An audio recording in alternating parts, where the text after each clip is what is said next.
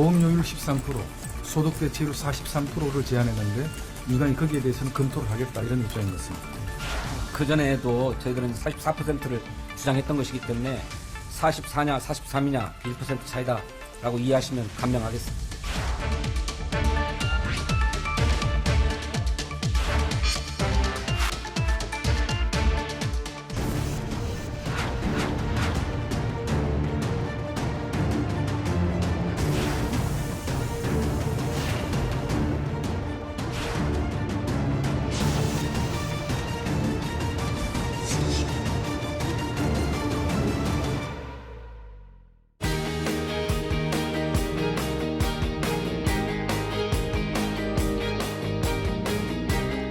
여러분 안녕하십니까, 정관용입니다. 국회가 연금개혁 논의를 다시 시작했습니다. 여야는 국민연금 보험료율 인상에는 공감대를 형성했지만 소득대체율 또 자동조정장치 도입을 두고는 여전히 이견을 좁히지 못하고 있는데요. 또 국민연금을 기초연금, 퇴직연금 등과 연계해서 연금체계 전반을 개편하는 구조개혁 논의가 시급하다는 목소리도 나오고 있습니다. 과연 노후소득 보장과 재정 안정, 그리고 세대 간 연대와 형평성을 고려한 균형 있는 접근 방법은 무엇일까요? 오늘 이 국민연금 개혁의 쟁점, 또 구조개혁 방안 등을 짚어보고요. 연금개혁이 나아갈 방향에 대해 토론해 보겠습니다. 함께 토론할 분들 소개해드리죠. 한국사회보장학회 회장 맡고 계시는 고려대학교 행정학과 김태일 교수, 어서 오십시오. 안녕하세요. 네, 국민연금 실무평가위원회 위원으로 계시는 충남대학교 경제학과 정세은 교수, 어서 오십시오. 예, 안녕하세요. 연금유니온 정책위원장으로 활동하시는 내가 만드는 복지국가의 공동대표 오건호 박사, 어서 오십시오. 예, 안녕하세요. 공적연금 강화 국민행동 정책위원으로 활동하시는 한신대학교 사회복지학과 재갈현숙 강사, 어서 오십시오. 안녕하세요. 원래 예정대로라면 오늘 국회에서 국민연금 개혁 특위를 결의안을 통과시켜서 발족시키려고 했는데 미세한 그 차이 때문에 이제 아직은 안 됐습니다. 하지만 여야 모두 아무튼 좀 하자는 논의는 하고는 있는데 하여튼 빨리 해야 되죠, 김 교수님. 지금 급하지 않습니까? 예, 당연히 급하죠. 근데 이제 사실은 연금 개혁은 굉장히 시급하고 또 굉장히 중요하죠. 예. 그래서 시급한 건 틀림이 없고 그래서 가능한 한 빨리 해야 되는데 단 제대로 해야죠. 그래서 우리가 처음에 연금 개혁을 시작한 목적을 충분히 달성하는 그런 개혁안이 나와야 하겠죠. 이게 연금 개혁이 늦춰지면 늦춰질수록 훨씬 더 이 재정 적자가 빨리 다가온다는 거 아닙니까? 네. 근데 이제 저희가 재정 적자 이쪽에 너무 초점을 맞추고 있는데요. 저는 소득 대체율도 오히려 더 근본적인 문제다라고 생각이 들고 지금 마치 여야가 13% 이 보험료를 인상시키는데 합의했다. 그것이 합의가 됐다라고 저는 그러한 지금 현재 상황을 진단하는 그 진단 자체가 좀 틀렸다고 생각이 드는데요. 작년 4월에 국민들 대표단을 모아놓고 공론화를 했을 때 이안과 이안을 놓고 선택을 하게 했을 때요. 그 차이가 뭐였냐면은 소득 대체율을 현재 상태로 그대로 40으로 할 거냐 아니면 50으로 올릴 거냐였고 이안과 이안의 차이는 우선 소득 대체율을 올리겠다라고 하는 그 이안의 선택이었거든요. 그래서 핵심은 소득 보장을 지금보다 강화시켜야 되냐 말아야 되냐 그게 핵심이었다고 생각이 들고요. 그래서 이란의 선택은 소득 대체율을 올리되 거기에 따라서 필요한 재원도 좀 올린다라는 것이었고 그 이안은 그것이 아니라 이 재정 쪽만 보강하겠다는 거여서 지금 여야가 13%를 다 합의했다. 그래서 마치 이제 그쪽으로 몰아가는 것 자체는 이 현재 핵심 이슈 중에 하나인 보장성 강화에 대한 그런 관심을 좀 약하게 하는 그런 문제라고 생각이 듭니다. 오건호 박사는 어떻게 보세요? 지금까지 논의 과정. 그러니까 지난 한 20년 굉장히 연금을 둘러싼 환경이 바뀌었거든요. 연금에 불리하게. 근데 우리나라 국민연금의 마지막 개혁이 2007년 노무현 정부 마지막이에요. 지금 18년이 흘렀어요. 이 18년 동안 다른 나라들은 상당한 연금 개혁을 했는데 우리만 지금 멈추어 서 있습니다. 그러니까 연금의 지속 가능성, 재정 불안정성이 더 심화됐고 그리고 보장성 체계도 조금 엉성하거든요. 다듬어야 됩니다. 시급한데 너무 늦춰져요. 우리 국민들이 지칠 정도입니다. 좀 빨리 매듭지어야 됩니다. 재갈현숙 박사께서도. 네, 시급성은 거의 동의할 것 같습니다. 무엇보다 지금 현재 한국의 노인 빈곤율이 다시 40%가 넘었고요. 76세 이상은 두 분 중에 한 분이 빈곤한 상태세요. 52%나 나오고. 근데 이 상황이 현재 연금제도를 유지했을 때 미래 세대가 달라질 것이냐? 별로 달라질 거라고 추계가 안 나와요. 그리고 동시에 우리가 지금 안고 있는 또 하나의 문제는 작년 12월부로 드디어 우리 사회는 초고령 사회로 진입을 했습니다. 그렇죠. 그러면 이 인구구조 변화의 문제와 그리고 이 노후 빈곤의 문제가 동시에 있기 때문에 저희는 재정적인 부분뿐만 아니라 보장성, 예. 국가가 약속해주는 보장성에 대해서도 함께 적극적인 논의가 필요하겠습니다. 그럼 곧바로 논의의 핵심으로 들어가서 현재는 내는 돈은 9%입니다. 받는 돈은 점차 줄여들어서 40까지 내려가기로 되어 있는 상태고 지금 이제 41.5까지 내려온 상태예요. 근데 지금 이제 여야는 조금 아까 정 교수 언급하신 것처럼 내는 돈은 13%까지 올려보자. 대신에 소득 대체율은 국민의힘은 43, 민주당은 44. 이렇게 해서 1% 포인트의 차이를 보이고 있는데 이 모수개혁, 이른바 모수개혁에 대해서 네 분의 기본 생각은 어떠세요? 이건 오건호 박사가 먼저 말문 여시고 자유롭게 한번 얘기해 보죠. 제가 갖고 있는 입장을 말씀드리고 근데 워낙 연금에 대해서 의견 차이가 크기 때문에 예. 이대로 되지는 않을 거지 않습니까? 저는 소득 대체율 이제 논란의 주제인데 앞으로 40%까지 갈 예정인데 저는 그 소득 대체율이 낮다고 생각하지 않거든요. 뭐 독일이든 스웨덴이든 이 40년 가입 기준으로 보면 다 40%예요. 그리고 보험료는 우리보다 2배이고 그런 면에서 국민연금에서는 소득 대체율을 한 40으로 유지하고 지속 가능성을 강화시키는 게 저는 핵심이라고 봐요. 근데 또 다른 의견이 있기 때문에 지금 국회에서 조정 절충으로 간 거예요. 그래서 43 혹은 44. 그래서 제 입장하고는 좀 다르지만 결국 이제 연금 개혁이라는 건 조정 절충이거든요.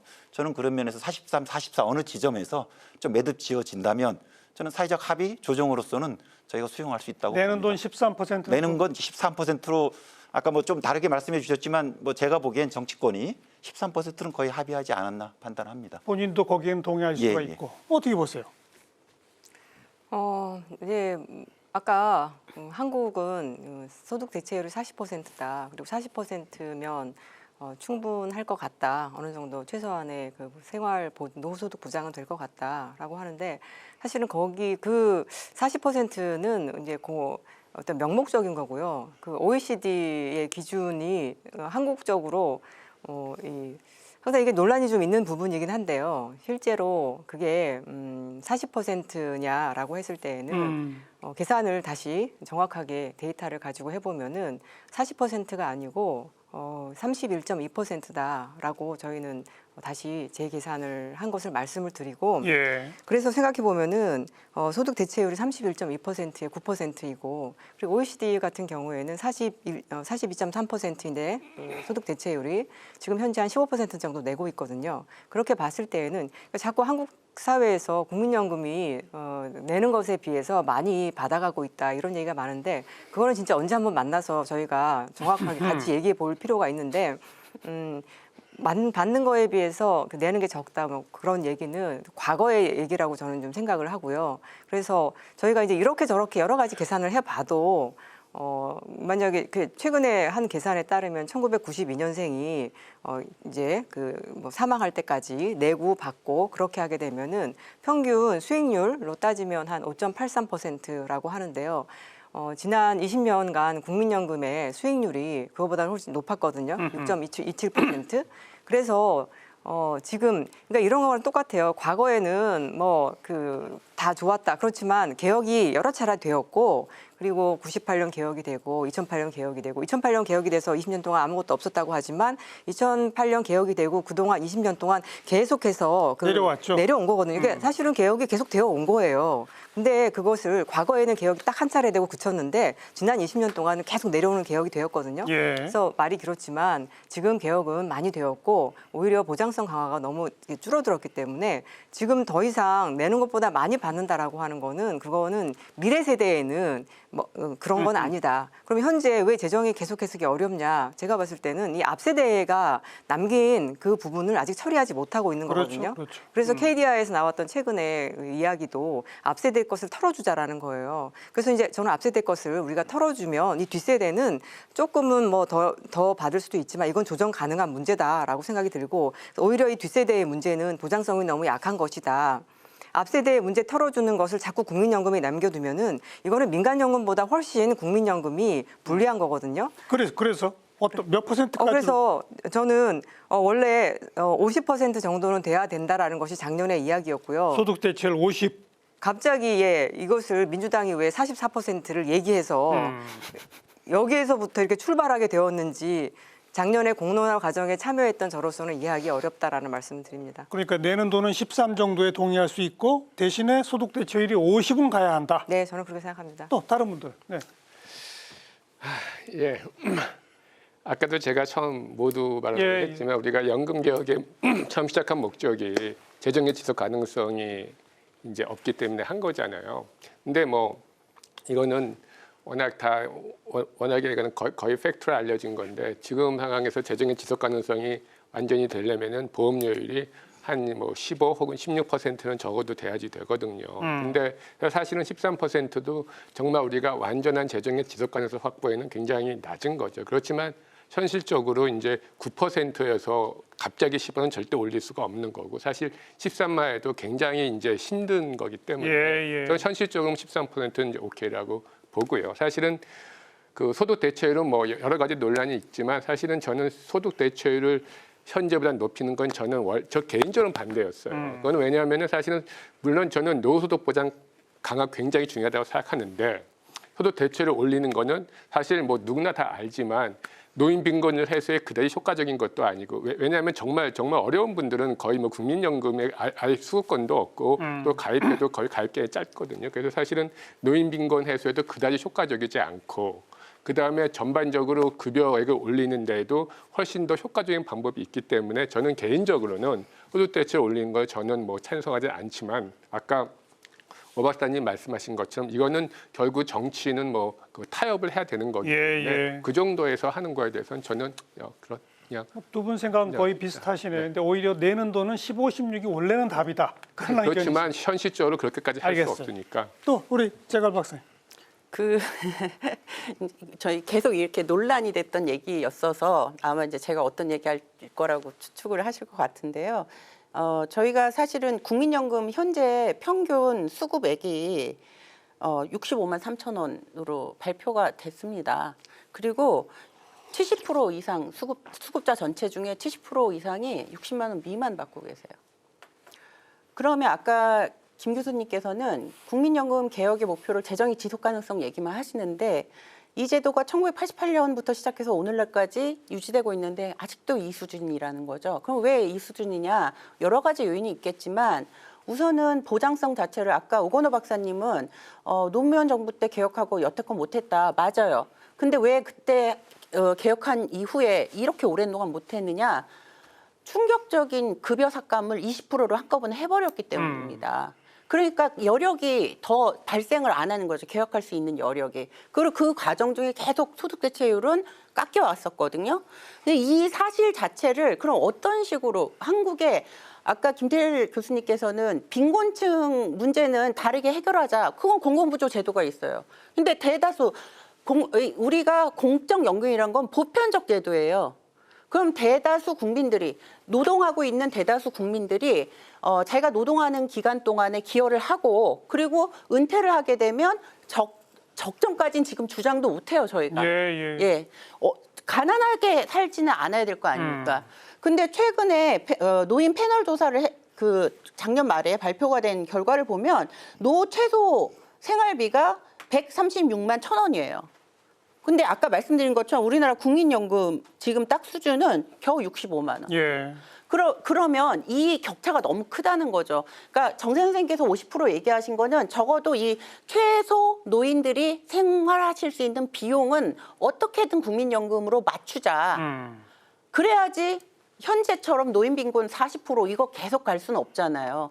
적어도 이런 문제가 같이 고민되기 위해서 그래서 50%가 얘기된 거고 현재 국회에서 43, 44 얘기하는 부분에 있어서는 이게 이후 논의랑 또 연결되는 게 있어서 저는 최대한 급여 좀 효과적인 수준까지는 가야 되지 않게 13%의 정신은 시민 대표단이 합의해줬던 13%의 정신은 소득 보장에서도 일정 정도 효과를 발휘할 수 있는 수준에 대한 전제였다는 거죠. 그 요소가 좀 같이 고려됐으면 좋겠다는 말씀. 13을 동의할 때는 최소한 45, 50까지 그럼요. 그렇게 전제했는데 갑자기 논의가 43, 44가 돼버렸다. 그런 얘기인 거죠? 네. 그래도 아무튼 뭐 이게 현실이라면 이제 43, 44 사이에서 불과 1%포인트 차이인데 곧 조정이 되지 않을까요? 근데 그거 잠깐 넘어가기 전에 예, 죄송한데요. 말씀하세요. 김태일 교수님께서 아까 이것은 거의가 아니라 이것은 팩트인데 하시면서 그럼요. 재정의 지금 이 우리가 국민연금 개혁하는 것이 재정의 지속 가능성이 없다. 지속 가능성 문제 때문이다라고 하셨는데요. 사실 이게 왜 팩트로서 인식이 되냐면 그 장기 재정 전망 70년 후에 이것도 이제 저희가 뭐 자주 하는 논쟁이긴 한데 그 현재 뭐 70년 동안 현재 제도를 유지하면은 나중에 빵꾸가 꺾여 난다. 뭐 이런 의미로서 재정의 지속 가능성이 없다라고 하는데 그래서 저희도 이 문제에 대해서 논쟁을 많이 했는데 뭐 지금부터 70년 사이에 제가 생각하기에는 국고 투입을 한다거나 여러 가지 방안이 있고 그다음에 가장 핵심적인 것은 지금부터 이게 노동시장이 크게 변동할 수밖에 없거든요. 지금 60대가 그 경제활동 참가율이 거의 60%를 넘을 정도로 맞아요. 지금 60대는 그냥 장년층이에요. 근데 이제 여전히 저희가 그리고 향후에는 제가 생각해봤을 때는 향후에는 뭐 70대 초반까지도 일하죠. 분명히 일할 거거든요. 그래서 그리고 지금은 이분들이 되게 그 정년 연장도 안 되고 하니까 뭐 비정규일 괜찮지 않은 그런 일자리를 하는데요. 미래에는 생산 인구가 없기 때문에 분명히 하실 거거든요. 근데 현재의 장기 재정 전망은 그런 것들이 들어와 있지 않아요. 네. 지금 현재 뭐 그 에너지 그 AI 혁명이라던가 이제 이런 것들이 했을 때 저는 시나리오를 좀 여러 개를 해서 알겠습니다. 그래서 정말 이거를 팩트다. 뭐 그 소득 대체율을 1% 올리면은 재정이 이렇게 고갈된다. 그거는 그게 아니라 시나리오다라고 저희가 좀 다시 생각하고 그것까지 포함해서 우리가 논의돼야 된다. 좀 더 과감한 소득 대체율을 선택해도 재정 안전 방안은 여러 가지가 있을 수 있다. 그런 그게 말씀- 하기 나름인데 불확실성이 있는 거는 인정하지만 저는 하기 나름이라고 생각이 듭니다. 아니 뭐 얼마든지 그렇죠. 만약에 우리가 동해바다에 석유가 나오면 또 그것도 가능하고 동해바다에 뭐 석유 나오는 거하고 정년 연장하고는 근데 다른 이거는 얘기죠. 이렇게 해야 될 것 같아요. 우리가 다양한 미래 변수들이 또 그 값이 수치가 변하잖아요. 그럼 저희가 정부도 그렇고 공식적인 제도의 전망을 할 때는 제도 내적 요인들만 보는 거예요. 그럼 국민연금의 제도 내적 요인의 가장 중요한 건 받는 거와 내는 것, 보험료율과 소득 대체율이거든요. 그리고 저희 국민연금은 나중에 보험료를 내면 급여를 따질 때 소득, 임금 인상 중만큼을 보존해 줍니다. 네. 그래서 그거를 반영해서 제도 내에 설계된 급여만큼 받을 때 얼마의 보험료가 필요한가 이게 수지균형 보험료율이고 정부가 발표하는 건 40% 기준으로 19.8 정도 얘기하는 거예요. 그런데 이 제도 바깥의 변수들이 있고 이게 굉장히 유리하게 작용할 수도 있어요. 우리는 거대 기금을 가지고 있기 때문에 기금 수익이 많아지면 보험료를 좀 줄여줄 수 있거든요. 나중에 인구 구성이 바뀌게 되면 가입자들이 더 많아져서 또 바뀔 수 있어요. 제도 바깥의 변수들은요 다 불확실한 거거든요. 네. 그거에 대해서 우리가 다 여러 시뮬레이션 해야 되겠지만 그럼 변수잖아요. 고정값 제도 내에서 알겠습니다. 법안으로 설계된 거에서 얼마의 보험료가 필요한가 아까 팩트라고 했지만 기본 가정에 대해서는 동의하고 논의를 해야 되는데 아니요. 그 기본 가정은 지금 말씀하신 기본 가정은 공적연금의 가정은 아니죠. 그거는 폐쇄적인 가입자가 딱 정해져서 폐쇄적인 가입자 몇 명이 보험료 얼마 내서 급여를 얼마 가져가느냐 그 계산해서 얘기하는 수지 균형 얘기인 거죠. 지금 말씀하시는 건. 그리고 그렇게 한다고 해도 정말 그 미래 70년까지 그렇게 다 고정시켜서 하는 거는 과도하다. 지금 사실은 30년 동안에 여전히 기금이 있고 30년 그래서 뭐 저희가 이제 한 뭐 20년, 30년 사실은 그 정도까지는 뭐 모르겠는데 지금 이거는 지금부터 70년 동안 이런 모든 것들이 현재 그렇지만 우리가 예상할 수 있는 건요. OECD 다른 국가들을 보면 이미 덴마크 같은 경우에는 정년이 뭐 60세를 넘어서 가고 있고 그렇거든요. 그러니까 이거는 충분히 저는 예상할 수 있는 네. 곧 닥칠 것이다. 그리고 일본 같은 경우로 봐도 고령화가 속도가 빠르다 보니까 여성의 경제활동 참가율이나 노인의 경제활동 참가율이나 정년전장이나 이런 것들이 되게 빨라요. 근데 이제 우리가 재정 전망할 때는 그런 것들을 감안하지 않고 그렇게 해도 너무 경직적으로 하고 그러니까 미래가 너무 어둡거든요. 그래서 그러다 보니 오히려 어떻게 되냐면은 지금 재정을 탄탄하게 하겠다고 해서 소득 대체로 계속 깎아대니까 많은 사람들이 노후에 대한 너무나 큰 불안이 있어요. 너무나 큰 불안이 있기 때문에 결혼도 좀 예, 부정하게 되고 그런 부작용이 있다. 그 말씀을 드립니다. 알겠습니다.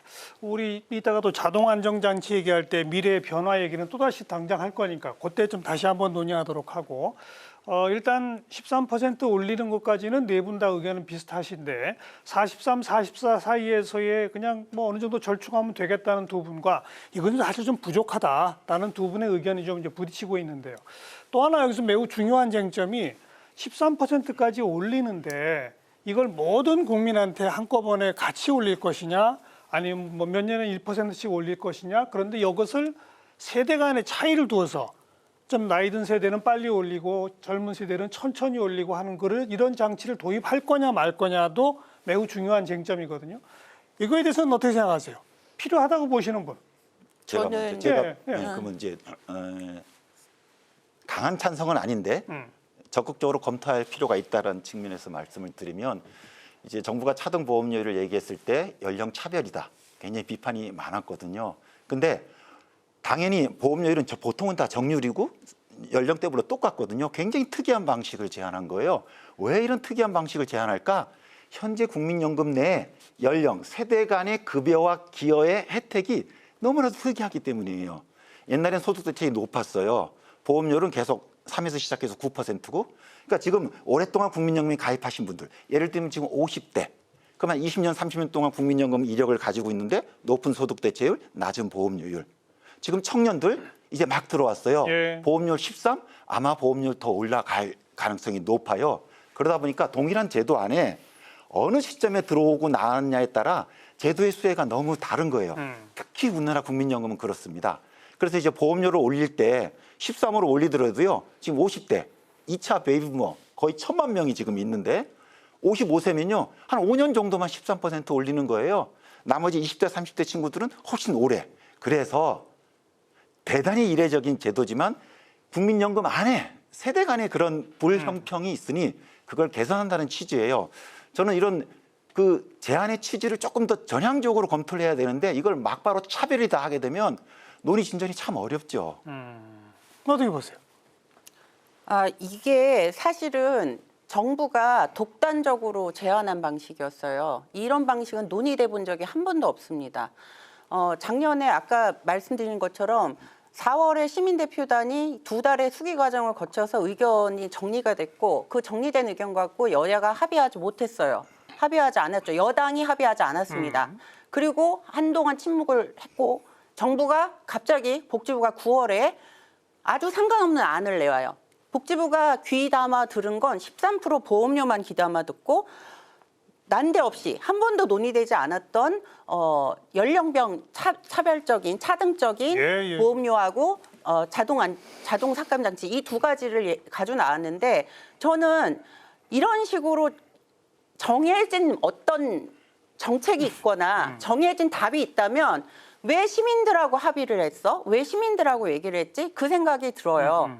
그리고 내용적으로도 우리보다 더 크게 세대 간 부담 차이가 큰 나라는 독일입니다.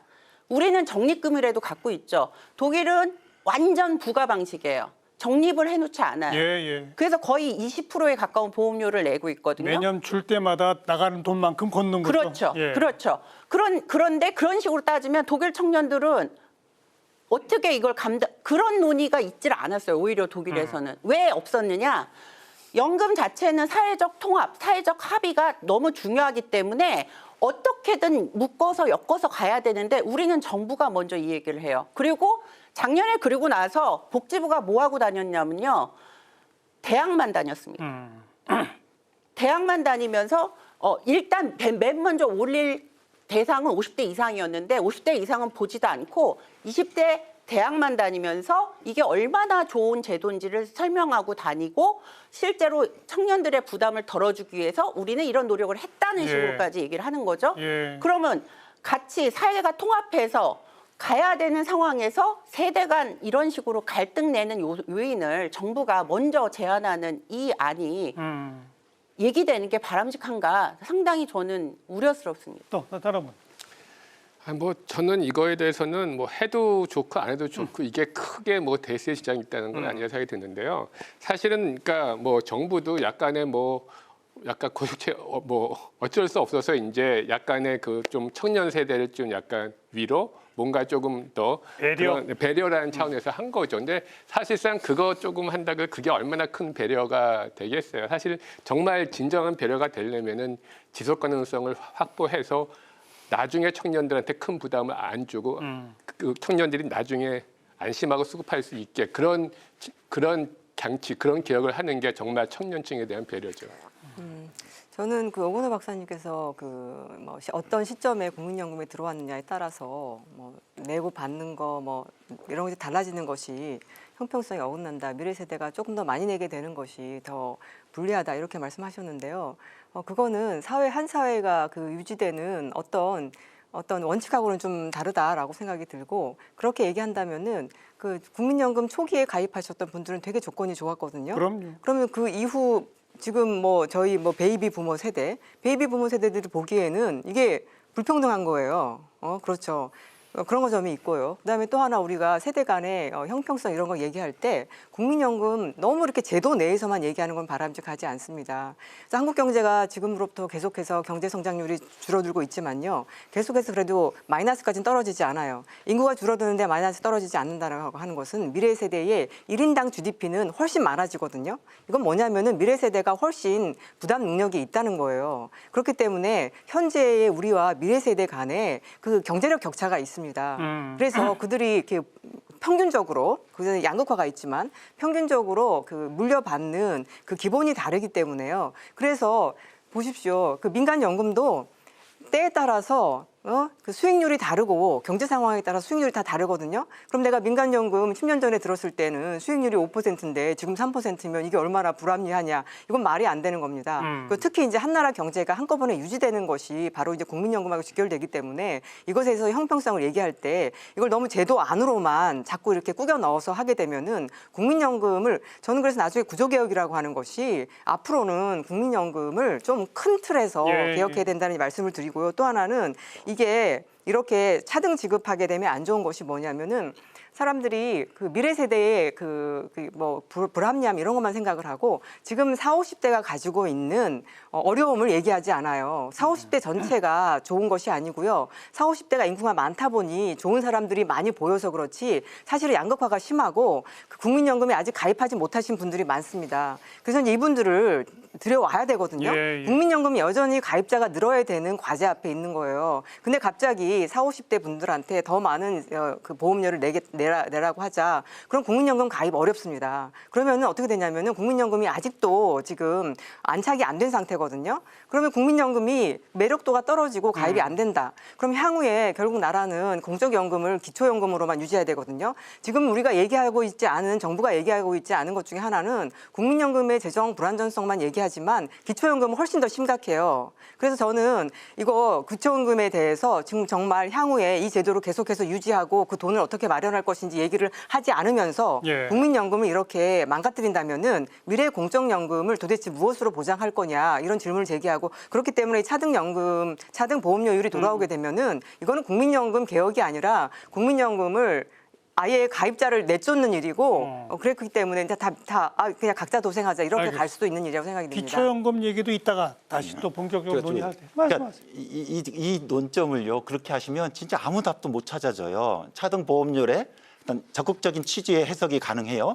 근데 그런 단점들이 있어요. 한계가 있어요. 왜냐하면 50대한테 조금 보험료를 빠르게 올리는 것은 그분들이 국민연금 안에 10년, 20년, 30년 긴 이력 속에서 혜택이 있기 때문에 그래서 이제 보험료를 좀 빨리 더 내라는 거거든요. 하지만 똑같은 50대라도 다 긴 이력을 갖고 있지 않을 수 있어요. 그렇죠. 전업주부로 있다가 뒤늦게 오신 분들이 있거든요. 따라서 기본 모형에서의 연령별 차등이지만 세부로 들어갈 땐 비록 50대일지라도 뒤늦게 가입해서 가입 이력이 크니까 혜택을 보니까 더 빨리 내라는 거기 때문에 가입 이력이 짧은 사람한테는 거기에 특례 조치를 취해주면 되는 거예요. 그러니까 모든 제도에 기본적인 기본 노선의 방향이 있고 거기에 중간중간에 틈새가 있을 수 있잖아요. 그걸 메워야지. 근데 그런 걸 제기하면서 이거는 뭐 국민연금을 망치는 거다 하게 되면 전 너무 작은 틈새를 과장해서 전체적인 개혁 논의를 어렵게 만든다고 근데 생각해요. 방식을 채우는 거는 똑같이 저도 얘기할 수 있는 게 뭐냐면 연령으로 이걸 나누는 문제가 어떻게 합리적이냐는 거예요. 똑같이 20대도 굉장히 소득이 좋은 20대가 있고 30대도 마찬가지고 안 좋은 친구도 있어요. 그걸 어떻게 나이로 구분해서 우리는 지금까지 소득 기준으로 봤잖아요. 이 소득 기준이라는 걸 적극적으로 활용하면 되는 것이지 왜 이걸 나이로 자르냐는 거죠. 그러니까 그분 이렇게 어차피 마찬가지라는 거예요. 이렇게 제안하시면 돼요. 이제 아주 단순하게 아주 편하게 단순하게 이해하기 위해서 연령별로 했는데 그 취지는 연령이라는 게 아니고 고연령들이 가입 기간이 길기 때문에 이게 핵심 가입 기간이거든요. 그러면 이렇게 제안해 주시면 돼요. 연령으로 하게 되면 여러 틈새와 부작용이 있을 수 있으니 그 취지가 올해 가입해서 제도 혜택이 있기 때문에 좀 더 예. 빨리 내라는 거 아니냐? 그럼 가입 기간별로 보험료 인상률을 달리하자. 그렇게 제안을 하세요. 그러면. 가입 기간별로 보험료 인상을 하는 공적연금이 어디 있어요? 그건 무슨 정신에 부합하는 거죠? 무슨 원칙에? 이 얘기는 제가 왜 말씀드리냐면 자꾸 중심을 재정을 중심에 두고 재정만 딱 중심에 두고 모든 걸 맞추려고 하니까 다른 나라에서 안 하는 그런 것들을 자꾸 끄집어내는 거예요, 저희가. 재정 그러면 의제가 있고 원칙이 어그러진다는 거예요. 재정 의제가 있고 보장성 의제가 있잖아요. 그래서 지금은 재정의 지속 가능성 논의를 하는 거예요. 당연히 저도 보장성 얘기하죠. 네, 알겠습니다. 예. 알겠습니다. 자, 이제 뭐 13, 43, 44 뭐 요 숫자만 가지고도 어려운데 연령별로 차등하자 하니까 더 이제 논의가 복잡해지고 경론이 갑니다. 근데 아예 복잡해지는 김에 하나 더 복잡해집시다. 정부가 또 하나 제안한 게 자동 조정 장치입니다. 그러니까 우리 경제 상황이 변화할 것이고 인구 구조가 변화할 것이다. 그에 따라서 자동으로 그런 경제 상황의 변화나 인구 구조 변화의 숫자가 나오면 그거 반영시켜서 자동으로 내는 돈 받는 돈의 변화를 주자. 이걸 뭐 한 몇 년에 한 번씩 하자. 뭐 이런 제도거든요. 그리고 아까 연령별 차등 인상은 세계 유례가 없다는 것이 대부분 맞는데 자동 조정 장치는 상당히 많은 나라가 갖고 있지 않느냐라고 하는 또 근거를 가지고 왔습니다. 이거에 대해서는 또 어떻게 생각하십니까? 누가 또 먼저 하실래요? 제가 네, 또 하세요. 예. 아까 그 정부의 차등 보험료율은 지지했는데 이것도 정부가 꺼낸 거거든요. 저는 이거는 좀 곤란하다고. 자동 조정은 예, 자동 조정 장치는 그러니까 정부가 설계한 설계 모형은 가입자 증감률을 하고 그다음에 기대연령 증가율을 나중에 급여에 반영하겠다는 건데 이미 값이 정해져 있거든요. 인구수가 줄어들기 때문에 갈수록 가입자는 줄어들게 전망이 돼 있고요. 수명이 길어지니까 이른바 연금을 받는 기대연명은 길어지는 거예요. 그래서 이 두 가지 요인을 결합하게 말은 그렇게 했지만 결국은 다 깎자. 어느 시점부터 그만큼을 깎겠다는 깎자. 거거든요. 그죠. 근데 아까도 지적하신 것처럼 국민연금 보장성은 부족합니다. 제가 충분하다는 게 아니에요. 뒤에 말씀드리겠지만 다른 보완책이 필요한 건데 지금도 국민연금이 충분치 않은데 그리고 이제 겨우 17년, 18년 만에 1단계 매듭을 지려고 하는데 예. 미래의 국민연금 급여를 깎는 걸 미리 선언하는 그 제도를 도입하는 건 국민연금 보장성에도 적절치 않고 지금 논의에도 전혀 도움이 되지 않아요. 예, 뭐 저도 비슷한 의견, 같은 의견입니다. 예, 예. 그 이름을 자동 조정 장치 하니까 되게 좋아 보이잖아요. 그 자율주행차 아니면 뭐 자동 항법 장치 뭐 이렇게 들리는데 실제로 보면 자동 삭감 장치죠. 자동도 아니고 그냥 그저 자동이네요. 예정 어느 순간부터 삭감. 예정 삭감 장치여서 정부에서는 이것만 어디 뭐 여기저기 얘기하고 다닐 때 이거 별거 아니다. 실제로 발동이 안 될 수도 있다. 뭐 그렇게 세일즈를 하고 다닌다고 저는 말을 좀 들었는데요. 근데 이제 이게 들어오는 순간에 소득 대체율 44% 올리는 거 이거는 아무 의미가 없는 일이 돼버리고 이게 들어오는 순간에 우리가 왜 이렇게 뭐 싸우고 있나 이런 생각이 들 정도여서 이거를 조금 알고 나면 모든 국민들이 다 알 텐데 이런 걸 왜 하나. 예. 근데 아마 이게 무슨 의미인지 대부분의 국민들은 모르고 이름만 딱 듣고서 좋은 건가 보다 이렇게 생각을 할 것 같아서 그냥 예정 삭감 장치 이렇게 정확하게 그 예. 명칭을 바꿔주는 것이 좋다고 생각이 듭니다. 제갈 박사님 어떻게 보세요? 네, 저도 비슷한 의견이고요. 자동 삭감 장치 자체는 전 자동 삭감 장치라고 부르고 있었는데 이거는 사실은 이제 지난 5차 재정 계산 국민연금 진단하는 그 5차 재정 계산에서도 이렇게 적극적으로 검토한 안건이 아니었어요. 그리고 시민대표단이 검토했던 안도 의제 자체에도 없었고요. 근데 이제 정부가 이 안을 낼 때 저는 이게 말씀하신 것처럼 삭감밖에 안 되거든요. 이게 도입이 되면. 근데 정부 안에서는 보험료 인상을 하고 보장성은 꼼짝 안 할 거고 자동 삭감까지 얘기를 한 거예요. 그러면 앞으로 급여를 얼마를 더 깎으려고 이렇게 하는 거지? 라는 의문밖에 안 생기는 거죠. 그래서 현재 우리나라의 그 노후빈곤율이나 이런 여러 가지를 좀 그리고 급여 수준을 봤을 때는 대다수가 아직 너무 시기상조다 이 얘기하기에는 그런 부분에 대해서 좀 정부가 적극적으로 좀 수용을 했으면 좋겠어요. 김 교수님. 저까지 반대하면 다 반대할 테니까요. 저는 뭐 좀 다른 얘기를 좀 할게요. 그러니까 사실은 저도 자동 조정 장치에 대해서는 오 박사님이랑 같은 견해. 그러니까 중요한 건 뭐냐면 현재 정부가 제기한 그 자동 조정 장치는 말씀하신 대로 이제 삭감하겠다는 게 맞아요. 맞는데 원래 자동 조정 장치는 그러니까 그래서 자동 삭감 장치라고 하는데 그러니까 자동 삭감 장치라고 하면 저도 반대죠. 근데 자동 조정 장치 본래 그러니까 무슨 얘기냐면은 사실은 다른 나라들은 이미 뭐 거의 그 보험료율 자체가 굉장히 높고 한 뭐 20% 정도 되고 그 다음에 더 이상 그걸 하기가 좀 힘들고 그 다음에 연금 급여액도 그래도 웬만큼 높으니까 조금 노인 세대들이 양보를 해도 되겠다 해서 이제 뭐 그러니까 기대 수명이 늘고 또 이제 보험 가입자가 줄고 하면은 급여를 깎는 이제 그런 식으로 가는 거죠. 가는 건데. 근데 자동 조정 장치라는 거는 결국 그거잖아요. 그러니까 이게 재정 불균형이 되면 그걸 다시 맞추겠다는 거잖아요. 근데 맞추는 때는 급여를 깎는 것도 있고 수입을 늘리는 것도 있죠. 맞추는 게 꼭 왜 급여만 깎는 것만 돼요. 근데 원래 그 자동 조정 장치를 하게 된 이유는 그러니까 뭐냐면 사실은 이제 지금도 우리도 이거 재정 안정 가지고서 계속 뭐 싸우고 여야가 하니까 그러니까 뭐냐면 우리가 국민연금법에서 5년마다 이 재정 안정성을 평가하고 약간 불안정하면 그거에 대한 조치를 하고 돼 있어요 법에. 원래 돼 있죠. 그래서 우리가 이번에 연금 개혁도 그거에 의해서 한 건데 문제는 그렇게 되는데 지금도 그래서 이런 조치를 해야 되는데 그거 갖고 지금 굉장히 힘들잖아요. 그러니까 정치권에서 이런 재정 안정화를 위한 필요한 조치를 해야 되는데 정치권에서 하지 못하면은 자동으로 발동돼서 자동으로 하게 하는 게 그 본래 그 이제 그 의미인 거죠. 그렇다면은 우리 같은 경우도 그러니까 정말 이렇게 그러니까 지금 만약에 지금 우리가 하는데 이런 식으로 해서 결국 개혁을 못 하고 합의가 안 되면은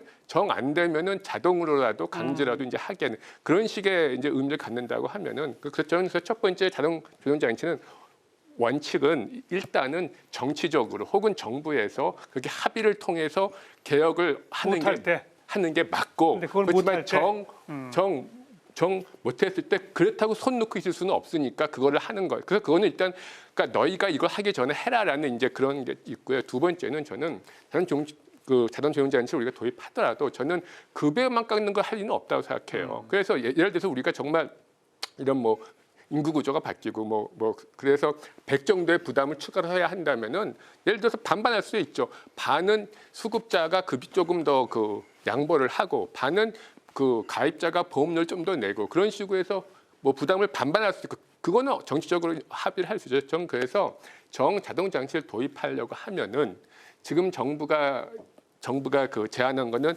말씀하신 대로 그냥 삭감하겠다는 거니 그거는 아닌 것 같고 본래 자동 조정 장치 그 취지를 살리되 우리에 맞는 걸 하자는 거죠. 뭐 일단 정부가 제안한 자동 조정 장치는 여기서는 일단 전부 다 바람직하지 못하다. 이거 제일 좀 빨리 결론이 나는군요. 이 대목에서는. 그다음 아까 우리 정 교수님 지적하신 기초연금 게다가 이제 퇴직연금까지를 지금 합해서 정말 국민연금만 갖고 안 되니까 이 구조적으로 좀 손을 봐야 되지 않느냐라는 제안들이 나옵니다. 그중에 제일 급한 게 기초연금 지금 소득 하위 70%한테 주고 있는데 지금 이 고연령화가 엄청나게 진행되면서 이건 100% 국고에서 나간단 말이에요. 이 재정 부담은 갈수록 커지지 않습니까? 그럼 정 교수님 어떻게 생각하세요? 이거 어떻게 체계를 만들어야 됩니까?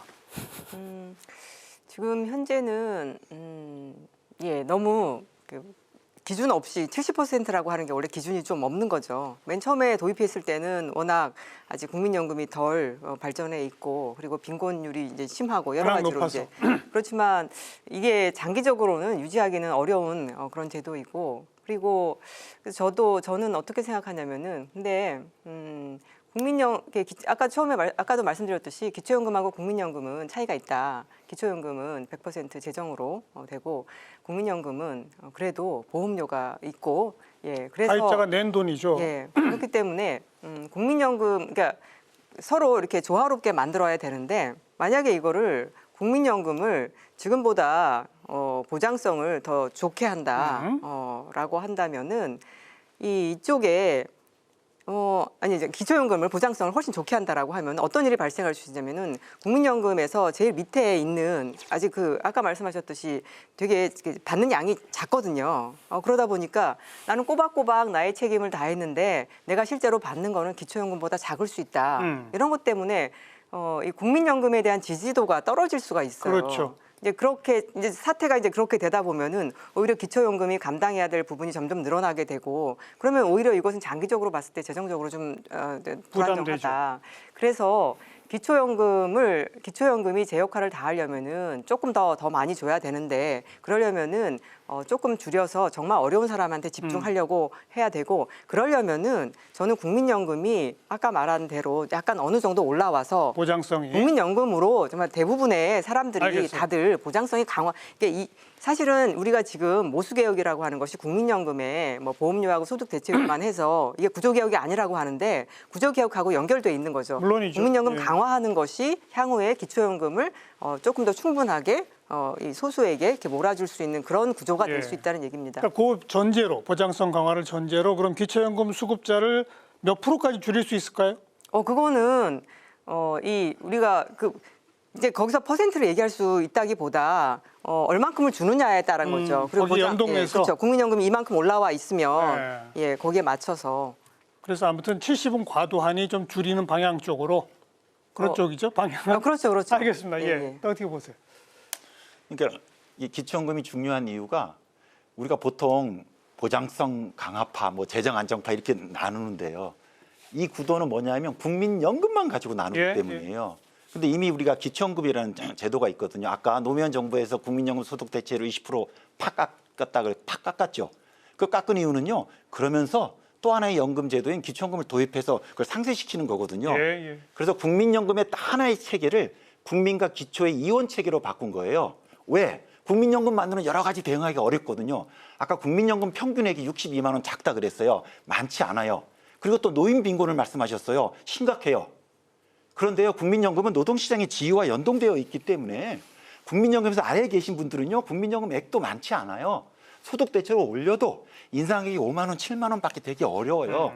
그래서 진짜 노인 빈곤에 대응하려면 어떻게 해야 되는가? 다행히 우리는 기초연금 있잖아요. 이 둘을 합쳐가야 되는 거거든요. 그런데 지금 이 주제인 기초연금은 지금 70% 노인한테 주고 있고 거의 정액형이에요.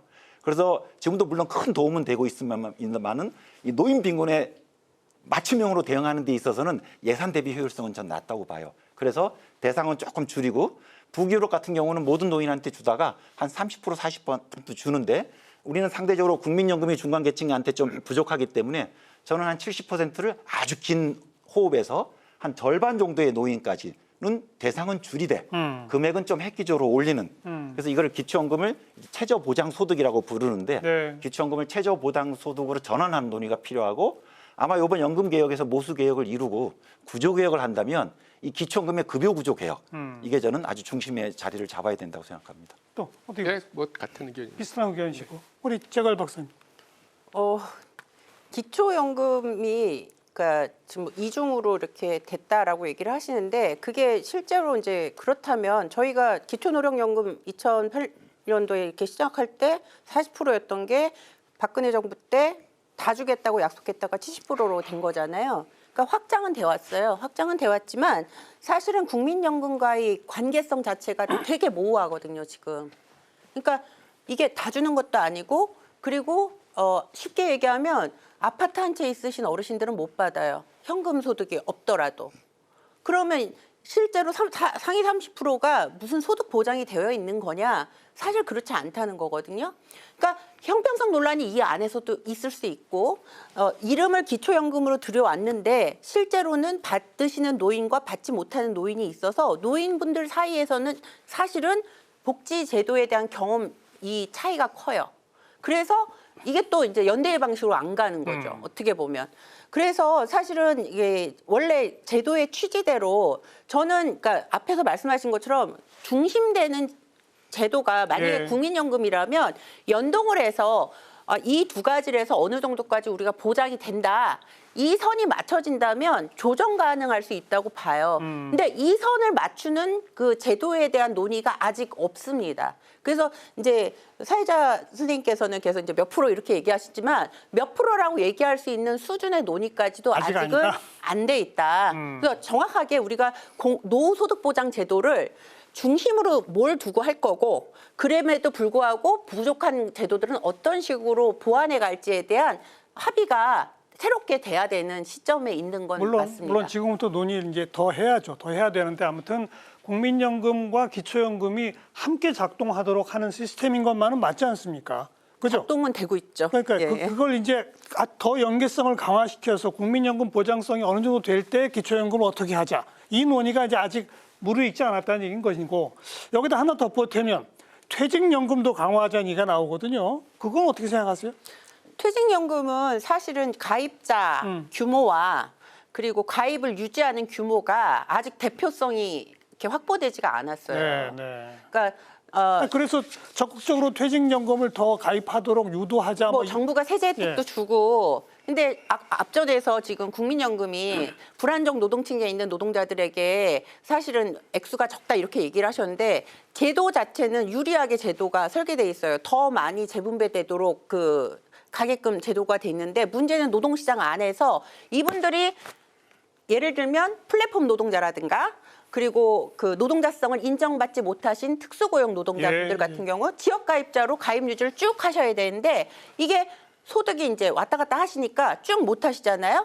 그래서 이런 분들 같은 경우는 어떻게 보면 더 적극적으로 가입을 유지시켜서 국민연금의 혜택을 받게 해드려야 되는데 아예 그걸 기본값으로 얘기하는 거예요. 국민연금으로 다 해결할 수 없다. 그리고 더 오히려 논리가 좀 이렇게 뒤집혀져서 국민연금이 마치 정규직을 위한 연금인 것처럼 얘기를 하는데 전혀 그렇지 않아요. 설계는 소득이 낮고 노동이 불안정하신 분들이 급여를 더 많이 받아갈 수 있게끔 설계를 해놨는데 네. 제도 운영이 그렇게 안 돼 있는 걸 자꾸 엉뚱하게 얘기를 하는 거죠. 그러면서 국민연금으로 다 해결할 수 없는 거를 자꾸 다층 얘기를 하는데 똑같아요. 퇴직연금을 얘기를 해봤자 그럼 누구에게 더 많은 소득을 안겨주느냐? 노동시장에서 안정되신 분들, 그렇죠. 노동소득이 많으신 분들 얘기거든요. 정규직 고소득자죠. 네, 그 얘기를 왜 지금 중심으로 얘기를 해야 되냐는 거죠, 저는. 추가적으로 말씀드리면은 퇴직연금 같은 경우에는 뭐 정규직 고소득자들이 또 유리하긴 한데 근데 그분들도 50대 초반 이럴 때 되면 다들 많이 나오시거든요. 그래서 그거를 마지막까지 연금의 형태로 가지고 가시는 분들이 별로 없어요. 많은 분들이 퇴직금으로 그냥 다 받죠. 예, 그리고 요새 주식이다, 뭐 비트코인이다라고 하니까 그거를 정말 그대로 묻어두고서 그러니까 퇴직연금 그 보험료율이 되게 높거든요. 8몇 퍼센트, 8% 가까운데 그러니까 그것에 있어서 이제 유럽 같은 경우 평균은 3%니까 우리가 퇴직연금이 상당히 부담스럽긴 해요. 근데 그렇게 했는데 그게 연금으로서 거의 역할하지 못하고 그거는 한국의 그 노동시장 자체가 좀 문제가 있는 거하고 연결이 되어 있다. 다들 그 퇴직연금을 잘 받는 분들은 일찍 그 직장에서 떠나서 예. 그러다 보니 퇴직연금을 가지고서 이게 다층 구조를 가지고 간다라고 하는 것 자체가 지금 한국의 상황에서 좀 어렵다. 뭐 가능하다면 저는 퇴직연금이 그 보험료율이 높으니까 그 중에 일부를 국민연금으로 땡겨오는 거는 오히려 맞는데 그렇지만 그냥 그렇게 하지 않은 상태에서 그냥 퇴직연금을 좀 활성화시키면은 현재 국민연금이 이렇게 약화돼도 그 보충성이 충분할 것이다라고 하는 것은 가정은 좀 안 맞고요. 근데 아까 이제 하던 얘기에서 조금 더 다시 뭐 반복일 수도 있지만 어쨌든 그래서 기초연금, 국민연금, 퇴직연금이 있는데 퇴직연금은 그게 보험료가 있기 때문에 수입이 있기 때문에 괜찮은데 그거는 퇴직금으로 다 찾기 때문에 참 이게 연금으로서 역할이 좀 적다. 기초연금은 이거는 재정 불안정성 문제가 더 심하다. 예, 아까 같이 간다라고 하는데 지금은 그럴지 몰라도 미래에는 정말 노인 인구가 많아지고 이 분들에 대해서 어렵다. 그러면 이제 결국에는 세 개가 다 있어야 하지만 세 개에서 핵심이 되는 연금이 무엇이어야 되냐라고 하는 그 입장이 있어야 되고 그거는 당연히 국고가 투입되더라도 국민연금은 보험료 수입이 있기 때문에 국민연금 보장성이 어느 정도 진짜 최소한은 커버해 줘야지 이게 조화가 될 수 있다 이렇게 생각이 듭니다. 그러니까 퇴직연금이 여러 한계가 있어요. 근데 중요한 건 이게 법정 의무제도라는 거예요. 그리고 당연히 1년 이상 고용되신 분들한테만 적용되기 때문에 노동시장 중심부에 해당되는 약간 계층성이 있어요. 그래서 지금 우리 법정연금이 3개가 있는데 기초연금, 국민연금, 퇴직연금이 다 일정한 계층성이 있어요. 기초연금은 조금 하위 계층한테 유리하고 퇴직연금은 상위 계층한테 유리합니다. 왜? 각 계층이 노후소득 보장을 해야 되기 때문에 이 제도를 활용해야 되는 거예요. 지금 퇴직연금이요. 8.3%를 사업주가 내고요. 국민연금은 노사가 내서 9% 보험료율 비슷해요. 전체 보험료 수입도 비슷해요. 뭐냐면 굉장히 큰 제도라는 거예요. 그렇다면 이거를 지금 긴 노후에 노후소득 보장이 필요하기 때문에 연금 제도로 어떻게 발전시킬 것인가의 문제예요. 지금 많은 한계를 가지고 있어요. 야, 한계가 많기 때문에 안 돼가 아니고 이 한계를 앞으로 어떻게 극복할까의 문제예요. 가급적 많이들 들어오게끔 해야죠. 그래서 대상, 왜 1년 이상 고용되신 분들만 합니까? 1년 미만일지라도 7개월, 9개월 계약했더라도 반드시 그때는 퇴직연금을 가입시켜주는 그래서 전체 노동자를 가입시켜가는 넓히고요. 그다음에 가장 문제는 중간에 해지해야 하는 게 있고요. 다른 나라 퇴직연금들은 중간 해지를 굉장히 엄격히 합니다. 그래서 굉장히 엄격히 해서 가능하면 마지막 은퇴까지 퇴직 계좌를 계속 가져갈 수 있도록 하고 마지막 순간에 일시금으로 할 것이냐 연금으로 할 것이냐 가능하면 연금으로 선택할 수 있도록 정책 유도를 하고 그렇게 해서 기초연금, 국민연금 그리고 퇴직연금이라는 한 큰 덩어리가 노후소득 보장 체계의 하나로 역할하도록 하는 게 그게 우리의 미션이에요. 자꾸 한계가 있다고 지적해서 너는 안 돼, 너는 안 되는 게 아니라 얘가 어떻게 하면 연금으로 역할을 할 수 있을까? 저는 거기에 논의를 모아야 된다고 조금 봐요. 더 구체적으로 우리나라에서 가장 힘든 비정규직, 플랫폼 노동자, 특수고용직 이런 분들이 국민연금에도 퇴직연금에도 가급적 들어올 수 있도록 유인하고 독려하고 인센티브를 주는 그런 제도는 필요한 거 아닙니까? 지금 국민연금 말씀하시는 거예요? 둘 다 국민연금도 그렇고 퇴직연금도 그렇고. 그렇죠. 네. 그런 이제 그렇지만 지금 현재 퇴직연금 제도가 이게 정규직 아니 정규직 고소득직 이렇게 되는 이유는 있는 거죠. 그건 이제 대기업, 중소기업 그런 한국의 노동시장적인 성격이 있고 그리고 이것이 연금으로서 기능을 못하는 것도 50대 초반에 나가는 노동시장적인 문제가 있는 거거든요. 그래서 이것을 그대로 가져가자 이런 것은 아닌데 네. 지금 당장 할 수 있는 일은 아니다. 그러면 그러니까, 언제까지 기다려야 되냐? 예. 당장은 국민연금은 그래도 어느 정도 제도가 지금 그래도 완비가 되어 있는 것이고 조금 더 여력을 높여서 가입을 유도하면은 이거는 지금 예상으로 해도 조금 지나면 지금은 수급률이 50% 60%인데 조금 더 지나면 70% 80%까지 되기 때문에 되겠죠. 훨씬 그 국민연금을 더 가입시키는 것을 늘리는 것이 지금으로서는 조금 더 실현 가능한. 우선 그건 기본이고. 오건호 박사 얘기한 것처럼 퇴직연금에도 가급적 더 많이 들어오고 기초연금도 개혁하고 국민연금도 개혁하고 그거는 퇴직연금도 찬성이에요. 개혁하고 세 개를 같이 굴려야죠. 무슨 그거는 찬성이지만 퇴직연금보다는 국민연금이 더 훨씬 중요하죠. 물론. 이게 핵심이 있어야 된다는 거죠. 자, 알겠습니다. 퇴직연금은 한 가지는 좀 고쳐야 될 부분이 뭐냐면 IRP로 운영되는 특히 이제 비정규직 얘기가 제가 비정규직이라서 제가 그 퇴직연금을 갖고 있는데요. 이거 운영은 저하고 계약한 사업주가 들어가 있는 계좌를 제가 갖게 되는 거예요. 근데 제 사업주가 바뀌면 이 계좌 자체는 거기서 머무르고 또 다른 계좌가 생긴다든가 그리고 운영 자체를 당사자가 나중엔 해야 되는 거예요. 그러면 이게 금융 지식을 막 공부하게 만드는 제도거든요. 어떻게 보면. 근데 그런 정보의 비대칭성이 국민들마다 굉장히 다양한데 결국은 수익률에 대한 책임이 개인한테 와버려요. 그럼 이게 늘려놓는다고 실제로 보장성까지 연결되느냐 문제는 알겠습니다. 다른 거다. 그건 좀 디테일한 부분이긴 네, 하지만 운영 수익, 운영의 주체를 누가 어떻게 할 것인지 부분도 검토가 필요하다는 말씀까지 듣고 자 여기서 잠깐 오늘 주제에 대한 데이터의 흐름 살펴보고 마무리 토론 이어갑니다. 빅데이터 이슈 분석 김시원 아나운서가 정리해드립니다. 빅데이터 이슈 분석, 연금 개혁을 키워드로 빅데이터를 분석했습니다. 지난 2월 8일부터 3월 9일까지 한 달 동안 뉴스, 커뮤니티, SNS 등에서 집계한 총 정보량은 약 3,700건입니다. 뉴스 정보량의 추이를 살펴보면 2월 25일 정보량이 가장 많았습니다. 국정협의회에서 본격적인 연금개혁 논의에 들어갈 것으로 전망되며 국민의힘과 더불어민주당의 입장에 관심이 모아졌습니다. 김상훈 국민의힘 정책위의장은 자동조정장치가 반드시 필요한 최소한의 개혁이라고 말한 반면 진성준 더불어민주당 정책위의장은 보험료율과 소득 대체율을 조정하는 모수개혁 합의부터 하자고 말해 양당이 의견 차이를 보이면서 기사가 이어졌습니다. 이어서 연금개혁 연관어를 살펴보면 국회, 자동, 개혁 등을 볼 수 있습니다. 국민의힘과 더불어민주당은 국회 국정협의회에서 연금개혁 중 보험료율과 소득대체율을 조정하는 모수개혁을 먼저 진행하고 자동조정장치 도입은 추후 연금개혁 특별위원회에서 논의하는 방안을 협의 중입니다. 자동조정장치는 인구구조 변화, 경제 상황 등에 따라 보험료율과 연금 수급액을 자동으로 조정하는 시스템인데요. 정부와 국민의힘은 재정 안정을 위해 필요하다고 도입을 주장하고 있지만 더불어민주당은 연금 수급액이 줄어들 수 있다며 신중한 입장입니다. 기초연금, 퇴직연금 등을 국민연금과 연계해 논의하는 구조개혁이 시급하다는 목소리도 나오고 있습니다. 다음으로 연금개혁의 감성 키워드를 분석하겠습니다.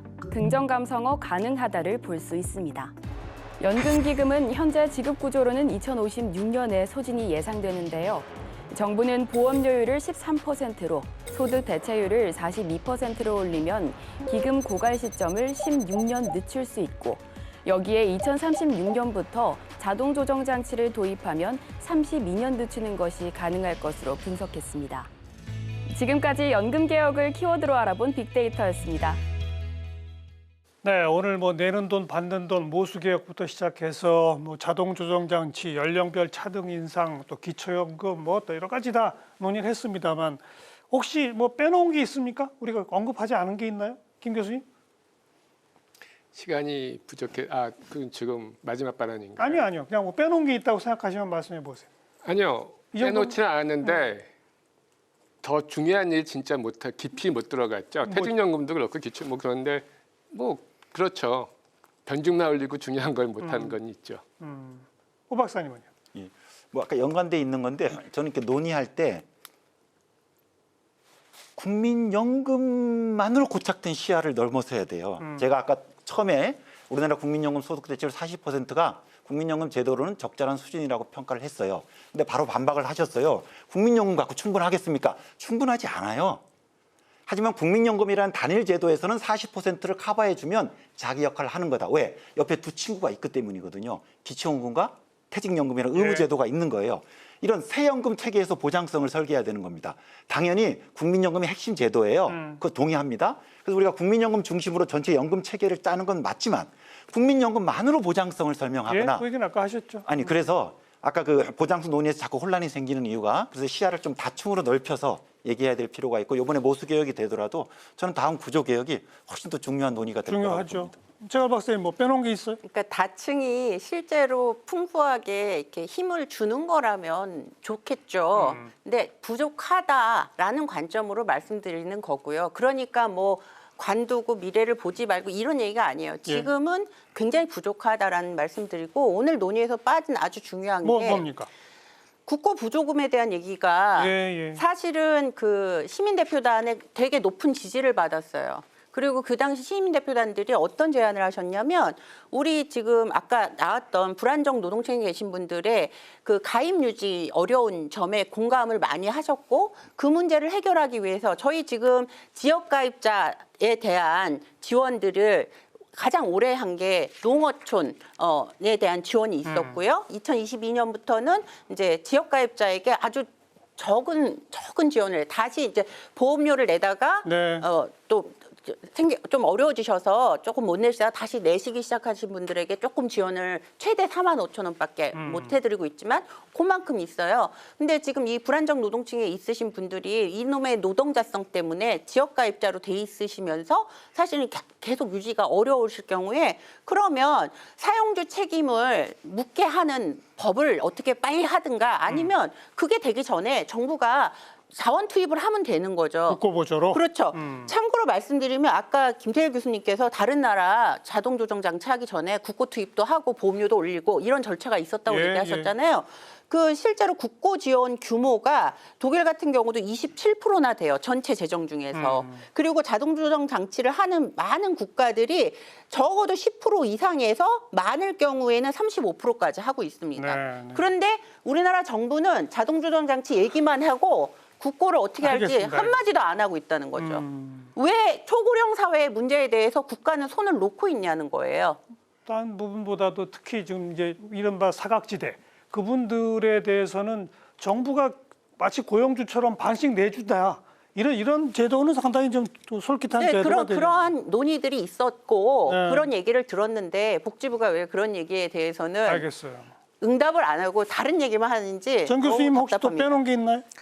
뭐 빼놓은 얘기는 없습니다. 근데 그 방금 말씀하셨던 국고 투입 같은 경우에도 이제 그런 거죠. 제가 아까 이제 국민연금이 어려운 것 중에 하나는 그 앞선 세대, 지금은 더 이상 아니지만 앞선 세대가 내는 것보다 많이 받았던 그거는 이제 생각하지도 않던 기대 연명이 늘었고 뭐 그런 것도 있는데 그래서 지금 그 부담이 계속 국민연금에 남아 있는 거거든요. 그러면 사실은 어떻게 보면은 민간연금에 비해서 국민연금이 부담스러운 거예요. 그렇죠? 민간연금은 그러한 부담이 하나도 없는 거거든요. 그러면 사람들이 민간연금은 그런 부담 하나도 없이 수익률을 돌려주니까 훨씬 더 유리한 위치거든요. 그러면 자기가 돈이 많고 돈을 굴리고 싶고 이런 사람들은 국민연금 막 벗어나고 싶을 거라고 저는 생각이 들어요.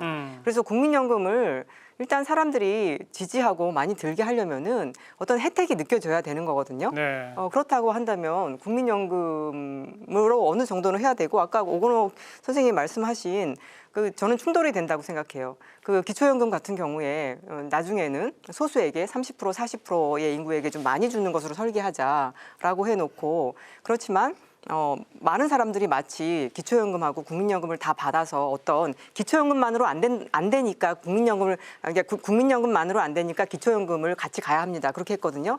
근데 저희가 소득 대체율을 가지고서 이 사람이 미래에 충분할 거냐 안 할 거냐라고 할 때는 평균 임금자를 기준으로 하는 거예요. 그러면 미래의 기초연금을 계속해서 이 평균 임금자에게도 줄 거냐? 알겠습니다. 예, 그 문제가 있습니다.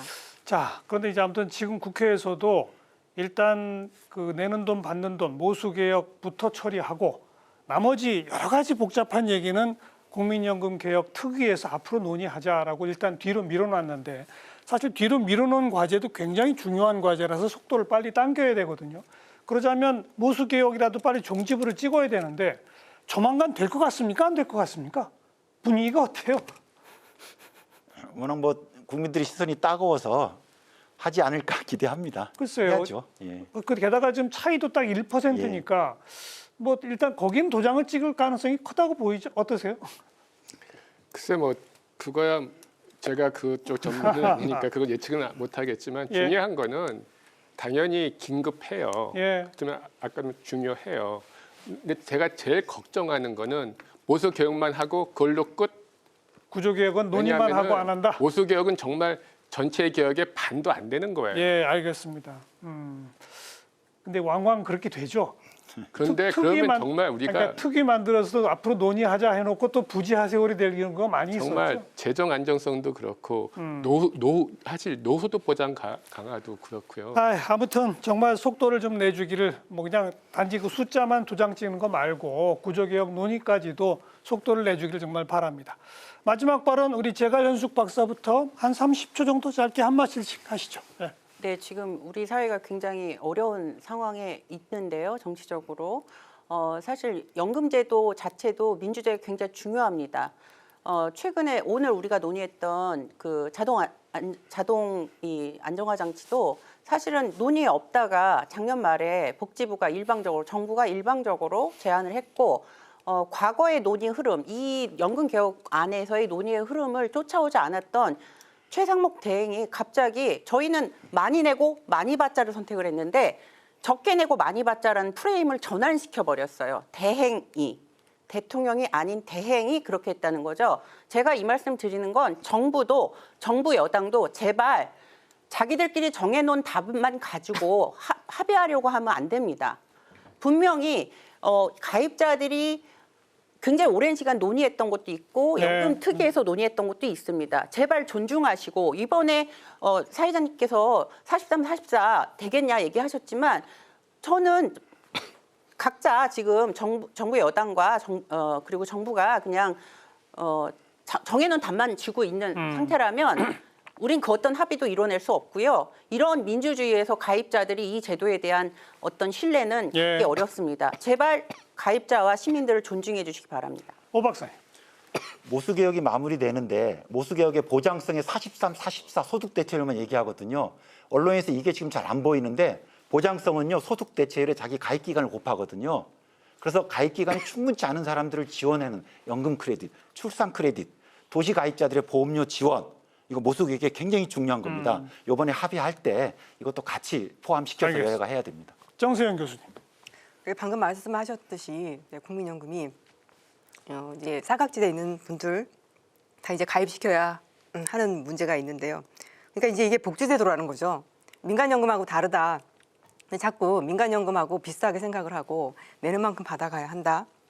거기서 좀 벗어나야 하고 그래서 국민연금 개혁이 되려면은 좀 큰 틀에서 노동시장 개혁이나 이런 전체 그리고 한국 사회 이 미래 변화 이런 것까지 다 고려해서 되어야지만 그게 이제 국민연금이다. 민간연금하고는 다르다. 네. 김태희 교수님. 네, 저는 사실 지금 뭐 굉장히 연금 개혁이 핫 이슈라고 그러는데 사실은 이거는 전혀 핫 이슈가 전혀 아닌 거예요. 그러니까 만약에 다른 나라가 우리 같았다 하면은 난리가 나도 훨씬 더 난리가 아니에요. 왜냐하면 이건 정말 근데 우리가 굉장히 그래도 국민들이 생각보다 별로 관심이 없는 거는 본인의 노후를 공적연금에 맡기지 않기 때문에 그래요. 근데 그거는 정상적인 게 아니에요. 저도 모름지기 현대복지국가라고 하면은 국내 노후는 공적연금으로 책임질 수 있어야 돼요. 그래서 기초연금, 국민연금, 퇴직연금 이 3층체가 정말 작동을 잘해서 적어도 자기가 한 30년 정도 열심히 일을 하고 그동안에 그 보험료를 계속 납부했으면 노후는 그럭저럭 누구나 그럭저럭 살 수 있는 그런 사회가 돼야 합니다. 그래서 더욱더 좀 많은 국민이 관심을 갖고 정치라도 정말 그런 목적을 위해서 좀 더 합의에 좋은 개혁안을 만들도록 했으면 좋겠습니다. 그 진짜 초저출생, 초고속 고령화 사회 이런 유례가 없습니다. 역사적으로.